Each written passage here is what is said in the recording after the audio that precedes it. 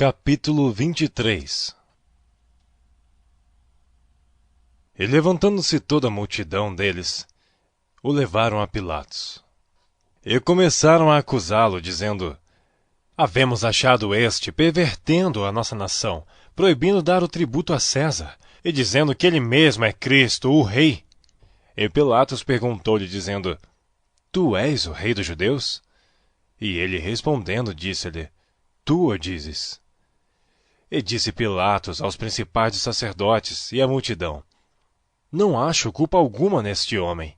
Mas eles insistiam cada vez mais, dizendo: Alvoroça o povo, ensinando por toda a Judéia, começando desde a Galiléia até aqui.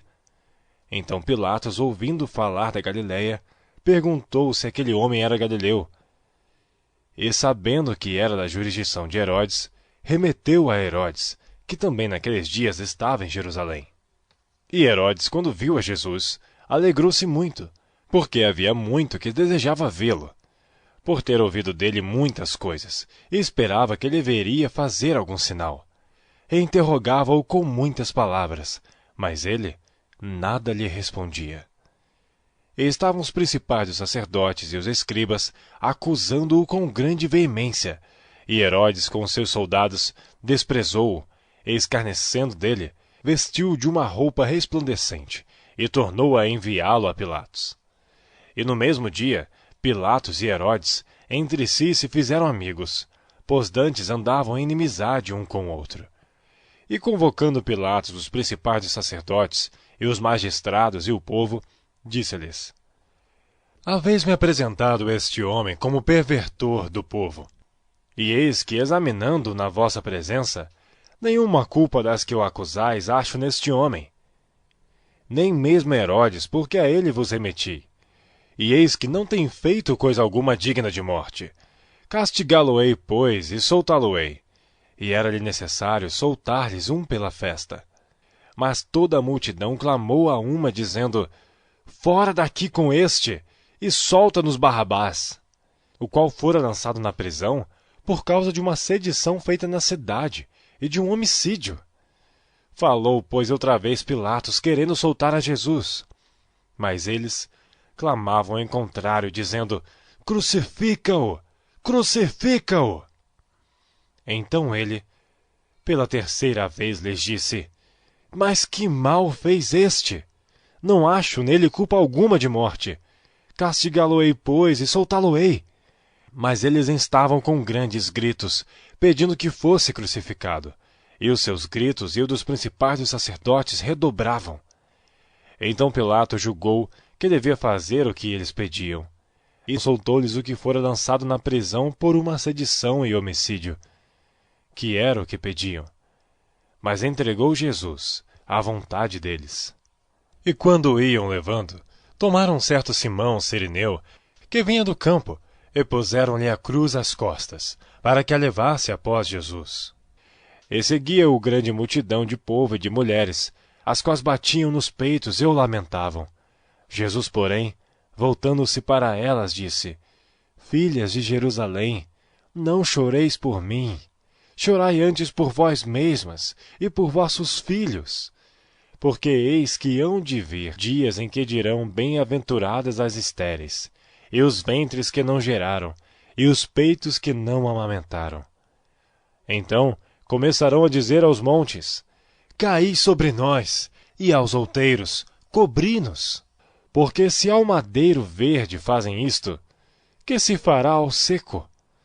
E também conduziram outros dois, que eram malfeitores, para com eles serem mortos. E quando chegaram ao lugar chamado A Caveira, ali o crucificaram, e aos malfeitores, um à direita e outro à esquerda. E dizia Jesus: Pai, perdoa-lhes, porque não sabem o que fazem. E repartindo as suas vestes, lançaram sortes. E o povo estava olhando, e também os príncipes zombavam dele, dizendo: Aos outros salvou, salva-se a si mesmo, se este é o Cristo, o escolhido de Deus. E também os soldados o escarneciam, chegando-se a ele e apresentando-lhe vinagre, e dizendo: Se tu és o rei dos judeus, salva-te a ti mesmo. E também, por cima dele, estava um título escrito em letras gregas, romanas e hebraicas: Este é o Rei dos Judeus. E um dos malfeitores que estavam pendurados blasfemava dele, dizendo: Se tu és o Cristo, salva-te a ti mesmo e a nós. Respondendo, porém, o outro repreendia-no, dizendo: Tu nem ainda temes a Deus, estando na mesma condenação? E nós, na verdade, com justiça, porque recebemos o que os nossos feitos mereciam. Mas este nenhum mal fez. E disse a Jesus: Senhor, lembra-te de mim quando entrares no teu reino. E disse-lhe Jesus: Em verdade te digo, que hoje estarás comigo no paraíso. E era já quase a hora sexta, e houve trevas em toda a terra, até a hora nona, escurecendo-se o sol. E rasgou-se ao meio o véu do templo. E clamando Jesus com grande voz, disse: Pai, nas tuas mãos entrego o meu espírito. E havendo dito isto, expirou. E o centurião, vendo o que tinha acontecido, deu glória a Deus, dizendo: Na verdade, este homem era justo. E toda a multidão que se ajuntara a este espetáculo, vendo o que havia acontecido, voltava batendo nos peitos.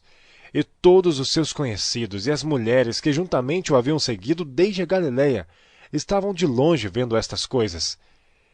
E eis que um homem por nome José, senador, homem de bem e justo, que não tinha consentido no conselho e nos atos dos outros, de Arimateia, a cidade dos judeus, e que também esperava o reino de Deus, esse, chegando a Pilatos, pediu o corpo de Jesus.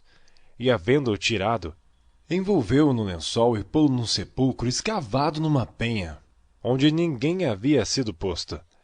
E era o dia da preparação, e amanhecia o sábado. E as mulheres que tinham vindo com ele da Galiléia seguiram-no também e viram o sepulcro, e como foi posto o seu corpo. E voltando elas, prepararam especiarias e ungüentos, e no sábado repousaram conforme o mandamento.